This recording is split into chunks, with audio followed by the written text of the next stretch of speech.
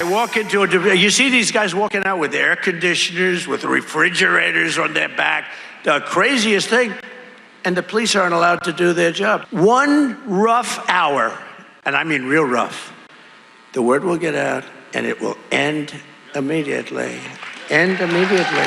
And Donald Trump wins the election and the purge is legal now. Is it exaggerating the man's beliefs when you're just repeating his actual beliefs? Is it exaggerating his beliefs when you just play clips directly of him saying his own thoughts? One rough hour, and I mean real rough. The ideas that come out of Donald Trump's head are like literally the ideas that would come out of a bratty, evil child, a 5-year-old with behavioral issues who you have to send away for a while. I'm Ben Gleib for Rebel HQ. You can subscribe to my podcast Last Week on Earth for a summary of everything that happens during the last week. But this is a great example of one of the insane moments that has happened recently. The president, former president of the United States, advocating for the purge. He said in the full clip, you give it one day of the cops doing whatever they want, being very rough, or even just 1 hour. He reduced it to an hour. How benevolent of him. Extraordinarily rough. If you've ever questioned how fascists gain power in modern developed nations, just look at the crowd standing behind him, cheering as he calls for militarized police, giving our nation a day of reckoning. Let the laws be damned. And as bat insane as it sounds for that to be happening in America today, at this very current moment, some of his followers are all about that mindset. I mean, listen to this genius. You know, you don't have to like the words that come out of the man's mouth, but sometimes in life we all need a good paddling from the principal to set our life on the right track. And this country does need a little bit of that.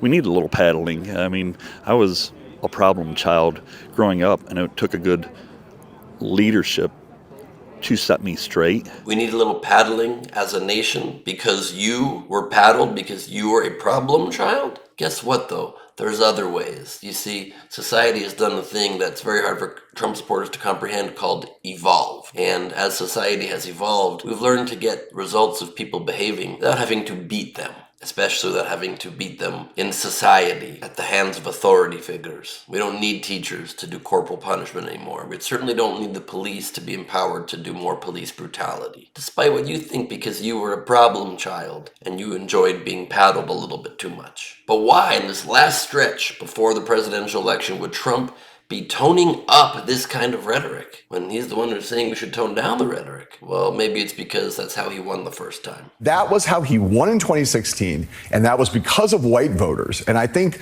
part of this race-based fear rhetoric is that on some instinctive level informed by the top lines of polling is that he thinks white people aren't scared enough in these places in the upper Midwest. And so you talk about Haitians taking over Springfield. And in a lot of these speeches he gave over the weekend, they were in those states where he's trying to scare the crap out of white voters to try to get them back because he can't believe that Kamala Harris is doing as well with them as she is. Trump thinks you're going to get your throat slit if you don't elect him president. This is the most delusional man with images of grandeur of his own abilities that he doesn't seem to modulate by the fact that he already was president and he didn't stop crime, and crime is now lower than it's been in a long time under Biden-Harris, and not to mention so many people died during a pandemic that was life or death that he didn't take even seriously. When it wasn't even crime causing that, it was something he could have done more about by just listening to scientists instead of being a crazy person who literally went out in front of the public during a press conference during a deadly, once-in-a-lifetime pandemic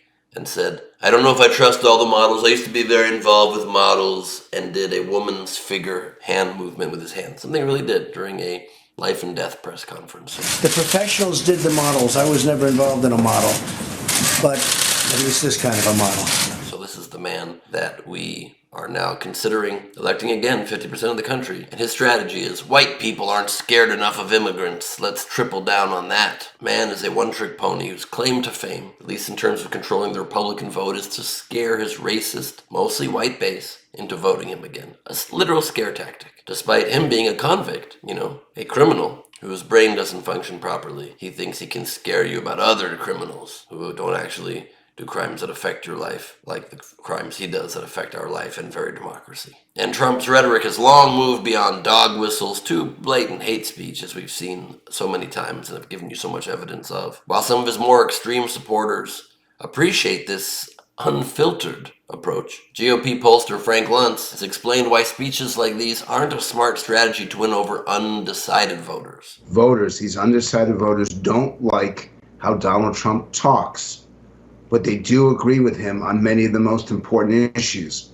They approve of Harris's approach of focusing on the future, but they question her on issues like this, whether she's strong enough and tough enough.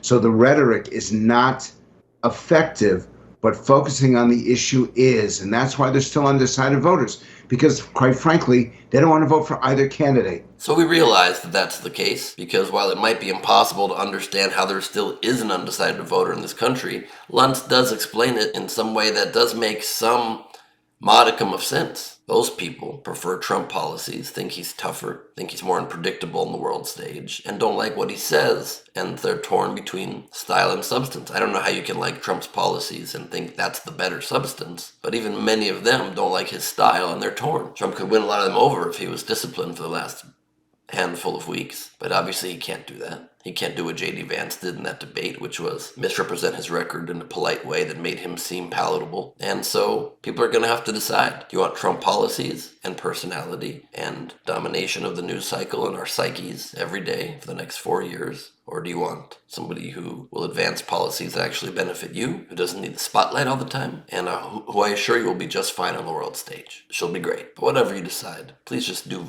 decide at some point. Show up to the polls and vote. That would be super helpful, or just roll the dice without your voice being heard. That's an option too. It's a free country after all. At least until the Purge happens. I'm Ben Gleib for Rebel HQ. You can subscribe to my podcast, Last Week on Earth, and follow me on Instagram at Ben Gleib. Thank you, and good night. I need to go lock the doors.